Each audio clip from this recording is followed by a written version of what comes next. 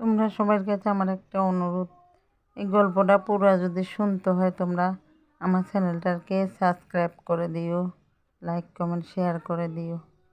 তোমাদের কাছে একটাই অনুরোধ, আমার গল্পটা শেষ পর্যন্ত শুনবে, একটু একটু করে শোনাবো। গল্পটা শুনলে তোমরা বুঝতে পারবে আসলে মানুষে কত জীবনে কষ্ট করে। বড় মেয়েটা বিয়ে বসবে না, বাবার কাছে বলেছিল। বড় মেয়েটা একটা ছেলের যেভাবে মা বাবাকে ইনকাম করে খাওয়ায় সে বলেছিল সেইভাবে বড় মেয়েটা মা বাবাকে ইনকাম করে খাওয়াবে, কোনো দিন বিয়ে বসবে না।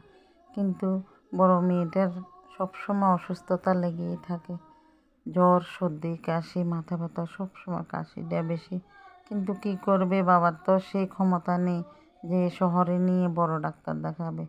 বাবা তো সব সময় সংসারের ঘানি টানতে টানতে তার আর উপায় দেখছে না কি করে।